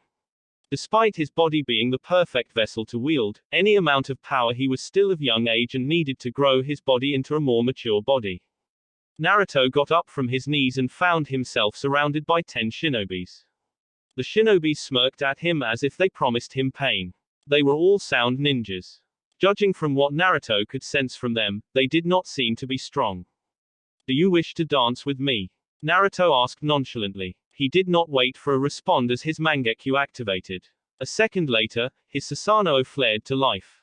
With a single swipe of its blade, the Susanoo blew the Junins away from Naruto. The sound ninjas were hit hard as they did not have time to react. Naruto had attacked instantly without giving him a chance to ready for his Susanoo's attacks. The Susanoo's size receded and it became a rib cage surrounding Naruto. The shinobis Naruto had attacked got up and prepared to fight Naruto. Naruto sighed, placing his hands on his waist. He was almost embarrassed for thinking that his attack had incapacitated the ninjas. By the clothing the ninjas wore, Naruto could say some of them were Junins, but their level of strength paled in comparison to the strength of Junins from Konoha. Naruto deactivated his Susanoo. He flashed through hand seals. Fire style, majestic flame destroyer. Gathering chakra inside his body and turning it into flames, he expelled a large amount of flames that spread out like a wave of water. It was just as big as the one he had used on Neji. It was a good thing for him, as he had never tested the jutsu on many people. One of the Jonins tried protecting himself and his comrades, water style, water encampment wall. He yelled as a wall of water tried putting out the flames. However, the flames spread out wide and were impossible to contain or dodge. One Sutin jutsu could not stop the dense flames. The flames reached the Junins and began to eat away their flesh. They let out screams of pain as the flames began to incarnate. Naruto just watched impassively as his jutsu incarnated the sound invaders. He turned around and jumped on the roof of the stadium. Looking around, he saw a purple barrier on top of the academy building. Naruto figured that must have been where the leaders of both sides were fighting. Naruto looked carefully inside the barrier and found that it was Orochimaru fighting the Hokage, not the Kazekage. He concluded that Orochimaru had impersonated the Kazekage as he did with the Kusunin at the Forest of Death. Naruto was sure the Sandaime could take care of himself even if Orochimaru was his opponent. Despite the Sandaime being old and just a shelf of his former self, he was still capable of defeating even the likes of Sanins. He was by no means a pushover because he was old. Naruto acknowledged that fact about the Sandaime was still strong despite his old age. The barrier was set so that no one could enter nor leave. It was a perfect place to fight without annoyances interrupting. At the walls of the village, large snake summons were destroying the village's walls. Konoha shinobi were trying in futile to stop the summons from entering the village. As Konoha shinobi tried holding off the summons, large toad summons puffed into existence and began to wrestle with the snake summons. It was given that Jiraiya had been the one to summon the toads, given that he was the only one who had the toad contract. Naruto activated his Susanoo again. It was still a ribcage surrounding him. He wanted to fight, deal with some sound and sand shinobi. Earth style, mud dragon. A mud dragon hit Naruto from behind. The jutsu crashed into his Susanoo and sent him crashing down the ground from the rooftop. Naruto was so busy with his thoughts he forgot that he was in the middle of an invasion. Naruto hit the ground and created a larger crater. He was unharmed from the attack. His Susanoo shielded him from being hit by the earth-style jutsu. The Susanoo absorbed any damage Naruto would have suffered. Naruto was sent crashing because the Susanoo was not rooted down to anything but to Naruto. It went everywhere Naruto went. Naruto got up from the small crater unharmed, his Susanoo still protecting him. He looked up at the room to see those who had attacked him. I tend to be careless knowing that my Susanoo is active, guess I should deactivate it. He said to himself. Deactivating would also save him from using too much chakra. Susanoo consumed a lot of chakra from its user. Despite his vast pools of chakra, Naruto was not above acknowledging that keeping a Susanoo activated for longer periods would take a huge bite off his chakra. Two ninjas jumped down from the roof and surrounded him. Naruto did not move at all, his Mangekyo scanned them while his face remained impassive. Orochimaru-sama has some business to attend with you. He wants you to come with us. If you refuse, we will take you by force. That attack earlier was just to show you we can take you by force. The one at Naruto's front said. He wore standard Chunin attire and a sound forehead protector. Oh, Naruto muttered with a raised brow. I would prefer if you refused because I want to see what the great Sharingan can do, the one at Naruto's back said sarcastic while walking into his front. I bet I can take you on by myself. He exclaimed arrogantly. Naruto observed both Chunins. They were stronger than the previous ones and seemed confident of their abilities. However, underestimating the power of the Sharingan was a foolish thing to do. That is rather foolish, Naruto said, turning his one visible eye to the Chunin who dared to mock his dojutsu. Foolish. Naruto gave no response. He pointed at the Chunin, Tsukuyomi. The sound Chunin found himself walked into another world. The world he was in was bloody red and black. Even the sky was all red and black. All sides to be just endless void of red and black. Under his feet a giant eye in the same form as Naruto's Mangekyo Sharingan appeared. The look of the eye was menacing, cold, and devoid of any emotions. The eye brought fear to the Chunin. He was suddenly pulled up into the air with both his hands stretched. He was nailed on a cross. Naruto appeared before the Chunin. His face still showed no emotion. With his right hand he had a black blade which he pointed straight at the Chunin. This is my world, in here I control everything, I see everything. For 72 hours, I will put you through an uncomfortable situation because of your arrogance. Naruto said, his tone devoid of any emotion. This eye is not happening, it's just a genjutsu. The sound Chunin yelled. Naruto responded by piercing the man on his chest again, and again. The Chunin screamed in agony at the pain he felt. Naruto's blade entered his body second by second without mercy. No blood dripped from his body, as the blade did not leave a wound. The sound Chunin stopped screaming after a few hours. Naruto cancelled his jutsu. In the real world, the Chunin Naruto had put under Tsukuyomi fell down to the ground unconscious. Only a second had passed in the real world. Tsukuyomi is the most powerful genjutsu in existence. Only those from the Uchiha clan to have awakened the Mangekyo Sharingan can perform it. The torture done in the world of Tsukuyomi affected the mind, bringing psychological trauma which was almost impossible to cure unless one was a medical expert. It only required eye contact to be casted. However, it consumed a lot of chakra and put a lot of strain on his left eye, which he used to cast the powerful genjutsu. He only lasted for 32 hours. Naruto said to himself. The other Chunin bent down to his friend, seeing him fall. He touched his neck and felt his beat, albeit barely. He turned and faced Naruto, glaring at him with all the anger he could will. His best friend was down and he did not know what had happened to him. What he knew was that Naruto must have been there one to harm his friend. What did you do to him? He demanded. Naruto was unfazed by the anger of his opponent. Nevertheless, he did answer the question. I tortured him. He replied simply as if it was insignificant. The Chunin gritted his teeth in anger. You little bastard, I will make sure you pay from this. He said, forgetting his mission. He took out a kunai and rushed at Naruto blindly in anger. He tried stabbing Naruto with his kunai several times, but Naruto dodged the sluggish attacks.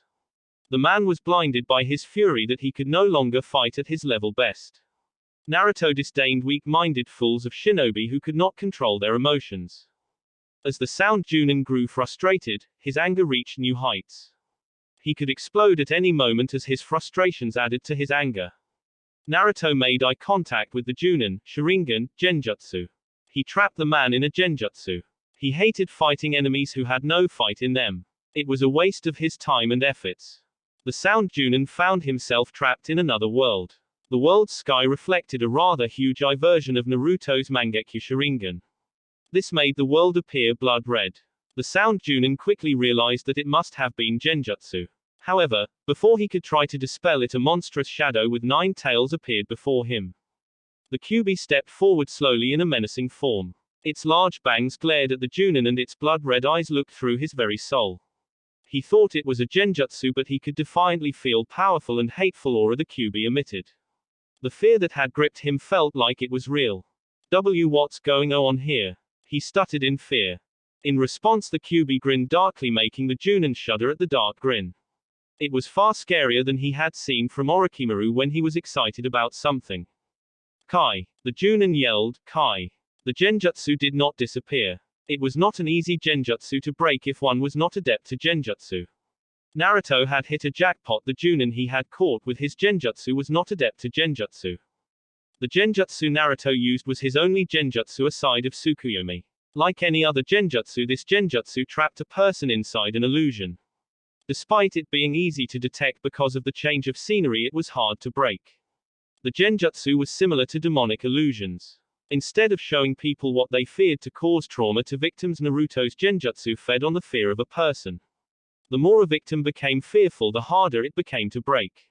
It had a time limit of a single minute. The Kyuubi rushed towards the Sound Junin. It raised its paw and attempted to squash the Junin. The Sound Nin was in a state of shock as he was trying to figure out what was happening to him. He thought he was under a Genjutsu, but it did not dispel when he tried to disrupt chakra inside his body. Still, he held little hope that it was still a Genjutsu. He watched as the Kyuubi's paw hit him, compelling him down the ground. It held him there, leaving only his upper body visible. Its head closed the distance with him. He could perfectly see those cold blood-red eyes. The Kyuubi held the man and threw him up. It opened its mouth, waiting for the man to fall into its mouth so it could devour him.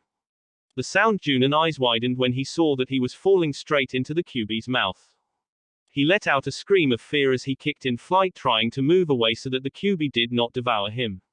His attempts were fruitless as he continued to fall directly into the wide mouth of a beast that struck fear into anyone who came across its path.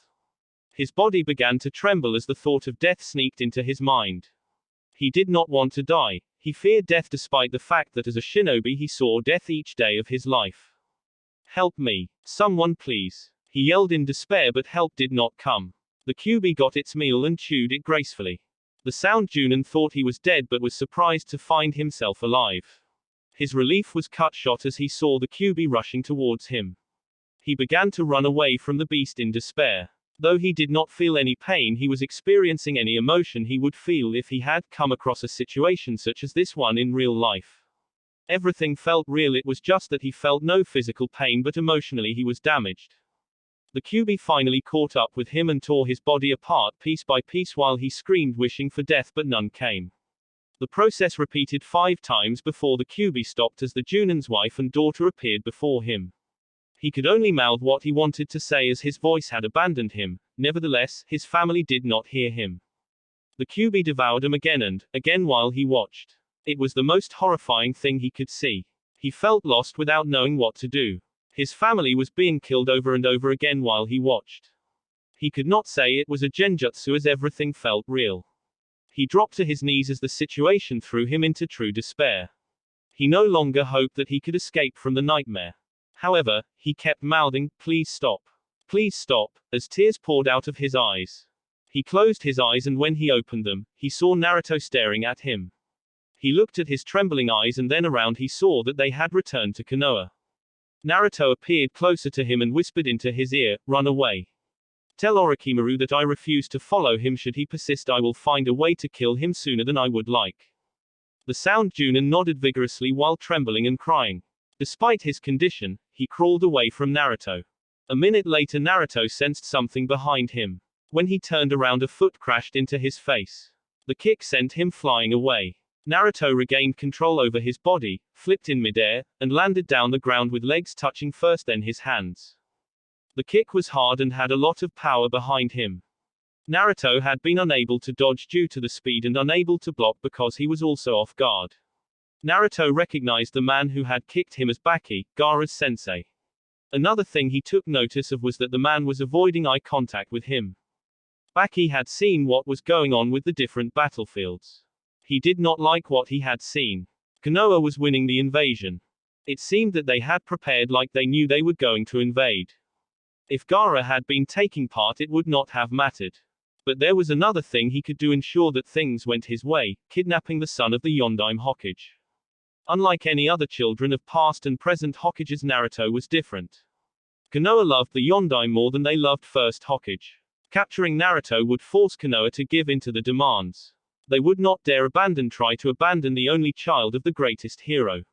If word got out that they had abandoned the son of the Yellow Flash, it would certainly take a huge bite off their image and economical structure. Very few villages would want to associate them if they abandon him. Baki smiled inwardly. His plan was indigenous. You will come with me. Baki said in a commanding tone. He said it, still avoiding making eye contact with Naruto's eyes. No, Naruto replied as his Sharingan returned to normal. Keeping his Mangekyo activated while not using any of the Mangekyo's abilities would only tire him out. I guess I have no choice then but to take you by force. Baki said and blurred out of sight. He appeared in front of Naruto and attempted to punch him. Naruto blocked the punch with both his hands. Baki swung his right foot high trying to kick Naruto. Naruto brought out both his hands to block the kick. The power behind the kick pushed Naruto back a few feet.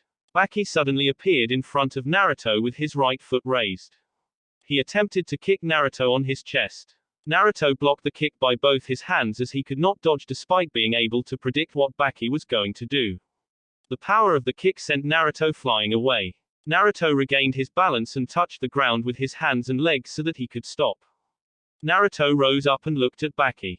The man was considerably strong. He was worthy of being a sensei to a Jinchuriki. Fighting someone like him without his Mangekyo active would prove to be a nasty thing for him. Before Naruto activated his Mangekyo, Kakashi and Guy appeared in front of him, both in battle stances. Naruto, you go after Sasuke. He went after Gaara. Shikamaru, Chuji, Kiba, Shino and Neji have already gone after him, but I think they will need your help, Kakashi said. We will deal with this one. Guy nodded. Yes, Naruto-kun, let your flames of youth burn brightly by saving your comrades. Naruto turned around. Fine, he said. Oh Naruto, before you go, take this, Kakashi said, handing Naruto a small piece of paper with a seal written on it. I got it from Jiraiya-sama. It's a suppression seal. It should be able to suppress Gaara's chakra should he try to use his Bijuu's chakra. Kakashi said, smiling at Naruto. Naruto took the seal and disappeared out of sight. Baki could have tried to follow him, but in front of him were two of Konoha's most powerful Chunin. He could not get just past them. Guy was the fastest and Kakashi had the Sharingan and a number of jutsus in his arsenal. He prided himself in his strength, but taking on both the famed copy ninja and the green beast was a bit too much even for him.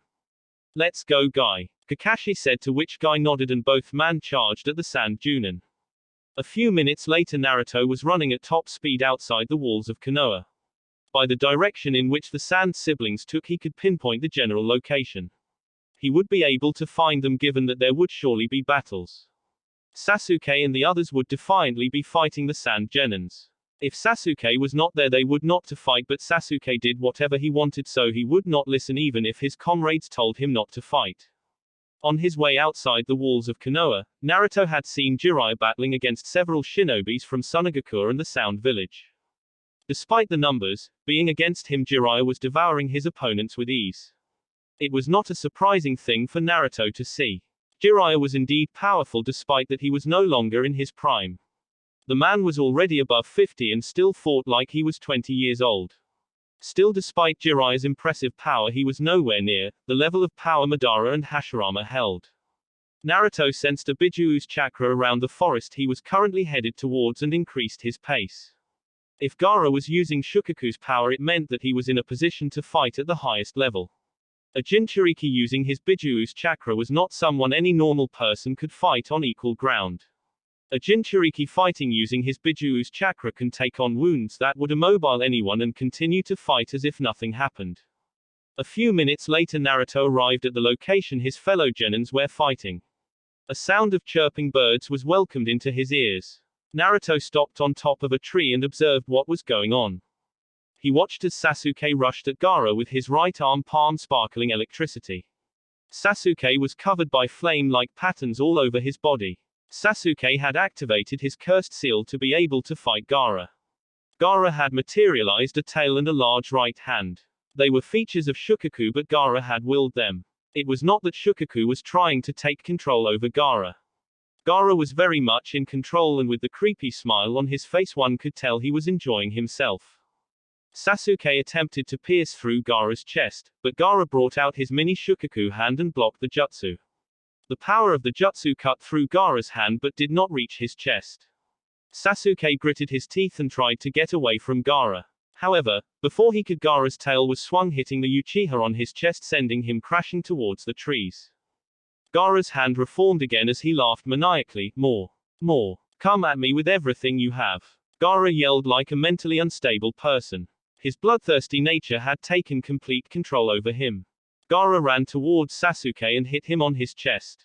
Sasuke groaned as he was compelled to the tree, almost breaking it in half. Gaara grinned evilly as he picked up Sasuke by his transformed hand. His other hand began to pummel Sasuke continuously.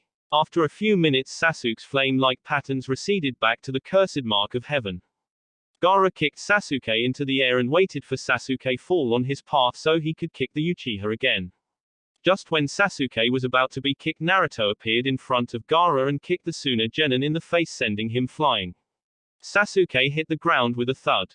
Nevertheless, he quickly got up and glared dangerously at Naruto. What are you doing? Sasuke asked rhetorically. I don't need your help, I can take him by myself. Sasuke said. Naruto looked the young Uchiha and took a step towards the young Uchiha. What he was seeing picked up his interest. Ho, you finally matured your Sharingan. Naruto said, stretching his left hand towards Sasuke's face. Sasuke made no attempt to try and get out of the way. Naruto touched Sasuke's forehead, making Sasuke recall the times Itachi used to poke him on his forehead. Sasuke took a step back as the thoughts of Itachi invaded his mind. Itachi's name always and thoughts always brought a darker side of him. Naruto's hand closed Sasuke's eyes. Sasuke was consumed by his thoughts to think of what Naruto might try to do to him. Naruto swung his right hand and hit Sasuke at the back of his neck, knocking the Uchiha out. Sasuke fell down to the ground with a thud. Naruto did not attempt to catch him. Hey Naruto. A voice called out behind Naruto. Naruto recognized the voice as Shikamaru's. We will take care of Sasuke, you handle Gaara. Shikamaru said. He was standing under a tree with Kiba, Neji and Shino. Kiba seemed to be wounded, though not badly enough to threaten his life. Temari and Kankuro were tied together next to the Konoha Genins. Naruto said nothing. He jumped up onto a tree branch and looked at Gaara. Taking a fight with another Jinchuriki would not be good for his health if he did not fight seriously. He had been fighting for too long now and had used high-level jutsus, including the chakra-consuming Susanoo and Tsukuyomi. He was not running out of chakra, he just knew that it would end up nasty for him fighting a Jinchuriki for a prolonged time. He was also a Jinchuriki, but he never used the Kyuubi's chakra. He never used it all when fighting. Naruto chose to fight with his own power. The main problem was that Gaara could turn into Shukaku. If Gaara did succeed in taking the form of the Ichibi, it would prove to be nasty. Nevertheless, should he be fighting with Kyuubi's chakra, he would not have to worry about anything. The Kyuubi was the strongest of all the Bijus. It would be damning to his pride to lose to any Jinchuriki when he had the strongest Biju sealed inside of him. Naruto activated his Mangekyo, preparing to fight with the Sand Jinchuriki. He needed to go all out from the beginning to end the fight at a short time. Naruto, Gaara called with a dark look spread across his face. Mother wants me to devour you for what you did earlier to me, and so I will. Your blood smells good to me, I can tell it is delicious. Gaara said and ran towards Naruto. Gaara tried slashing Naruto's chest horizontally with his claw. Naruto was able to predict the attempt, thus he sidestepped. He was still faster than Gaara, which made it easy for Naruto to dodge Gaara's attack. Naruto caught Gaara's left hand and spun around twice, picking up speed. He threw Gaara and sent him crashing towards the tree. Gaara recovered rather quickly and jumped at Naruto again. He was faster than before. His clawed fist crashed into a tree branch Naruto was standing on and shattered it. Naruto had jumped up, not intending to try and block the attack. The power behind the strike would have proved that blocking was useless. Naruto blurred out of sight and appeared behind Gaara. He was going for a kick from behind, but Gaara's tail stood in the way. The tail swung and hit Naruto with enough power to send him crashing down the ground. There was nothing more annoying than getting hit by something you could see. His Sharingan was able to predict the attack, but in the position he was in, he was unable to dodge the attack. Gaara turned around and grinned madly. Where is all that power you had? I want to see it again. Show it to me. Gaara said as he jumped to where Naruto had fallen. Naruto stood up and did a hand seal, fire style, great fireball. Naruto expelled the chakra inside his body he had turned into fire. The fireball he breathed out rushed towards the oncoming Gaara. Gaara brought out his tail and clawed arm to shield himself. The flame's intense heat burned Gaara's materialized arm and tail, making melting it. The materialized parts in Gaara's body crumbled down like sand. Gaara fell onto the ground with his legs. Ha ha, he started laughing like a maniac. That's the power I want to see, I want more of it. He said, growing another tail and 2 hands. Naruto saw this and knew that it was a matter of time before Gaara turned into Shukaku. Gaara took off at a very fast pace and appeared in front of Naruto. Gaara swung his right hand attempting to hit Naruto. Naruto blocked the hit and attempted to hit Gaara, but the Jinchuriki blocked his attempt with his left hand. Gaara caught Naruto's right foot and threw the blonde away. Naruto was sent crashing towards the trees by Gaara. Naruto groaned as he tried getting up, but before his attempt could be a success, Gaara appeared above him. Both Gaara's clawed hands were speeding down towards him. Naruto could only bring both his hands to block. The power of the strike resulted in making his attempt to block useless. The double hand punch grounded Naruto. Gaara jumped up attempting to squash Naruto under his feet. This time was able to escape Gaara's strike. Gaara hit the ground with his legs, created a large crater. That would have been nasty if I got hit, Naruto said to himself. Gaara raised both his clawed hands pointing at Naruto. He began to shoot sand bullets at Naruto. Naruto jumped around the trees dodging the sand bullets. Gaara only increased the number of bullets he fired at Naruto. He was laughing maniacally as he was enjoying watching Naruto dance around. It was quite an amusing scene for him to watch. A dark blue ribcage surrounded Naruto, protecting him from Gaara's bullets. The Susanoo blocked all of Gaara's sand bullets Naruto was unable to dodge. Gaara finally stopped, allowing Naruto a chance to catch his breath. Naruto deactivated his Mangekyo and prepared for another round. The Sand siblings watched their brother fight against the son of the Yondaime Hokage. He had defeated Gaara before, but when Gaara became what he was now, he was almost impossible to defeat. It was why they did not want to be close to the battlefield, or else they would also be caught in the crossfire. However, there was nothing they could do since the opposition who defeated them had tied them and were currently standing behind them watching the fight. Temari admired the strength Naruto showed at the stadium. However, watching the fight now, Naruto was at the defensive while Gaara was on the attack. She was begging to think that he would not be able to pull off a victory this time. Naruto channeled chakra into his feet for more speed. He suddenly disappeared and appeared in front of Gaara. He punched Gaara on his gut with a powerful punch. He proceeded to punch Gaara at his face several times before jumping up. Naruto swung his right leg towards Gaara. The leg connected with Gaara's face, sending him crashing towards the trees. Naruto landed gracefully on the ground, panting slightly. He held a hand seal and converted the chakra needed inside his body into fire style, flame dragon catwall. Naruto said as he expelled 5 small flame dragons. The dragons sped towards Gaara. They were set to explode upon hitting their targets. 4 hit Gaara's arms and 1 hit Gaara's tail. All 3 materialized body parts exploded into flames. Gaara let loose of a pained scream because of the explosion. I refuse to be beaten. Gaara yelled out as he leaked considerable amount of demonic chakra. An explosion of chakra rocketed around him. Naruto remained calm despite knowing the dangers that was knocking. It was of no good losing calm because things were not looking good. If anything, losing calm made a person make rush decisions, resulting in mistakes that one would not have made had he remained calm. Naruto watched as the debris cleared. Gaara had transformed into a chibi Shukaku. Naruto created a wood clone and sent it towards the mini Shukaku. The wood clone sped towards Gaara and engaged him in a fight. While the clone kept Gaara busy, Naruto converted chakra inside his body into dense and intense fire, going through hand seals. Fire style. Majestic fire destruction. Naruto said as he expelled a stream of intense flames towards Gaara. The clone was to keep Gaara busy while Naruto performed his jutsu so that it could not get away. The stream of fire hit Gaara and the clone, setting him ablaze. Both were engulfed in a sea of flames of intense heat. The fire spread out wide, incarnating everything it touched. Naruto knew Gaara would not be incarnated by the fire because of his form. His real body was inside of the beast he had become.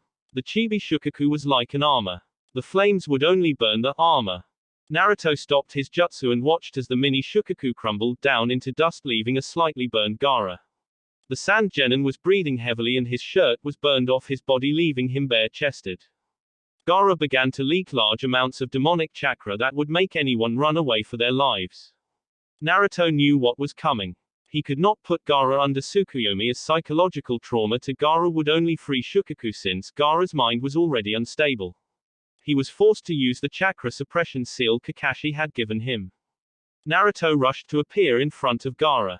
He took out the piece of paper and placed it on Gaara's forehead.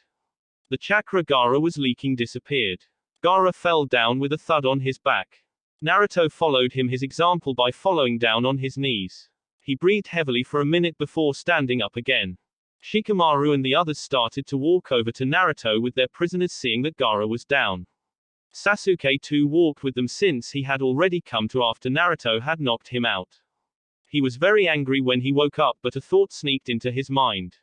He decided to take up that thought to make up for being knocked out by Naruto. I lost, again, Gaara said weakly to himself. His eyes traveled weakly towards Naruto. How are you stronger than me? He asked, surprisingly calm for someone who was like a maniac. I train harder than you, Naruto replied, but I have been once told that you can be truly powerful when you fight to protect your precious people. Precious people. People you care about. Naruto responded. Fighting to protect your precious people. Is that why you are strong? I already told you, I am strong because I train hard to become strong.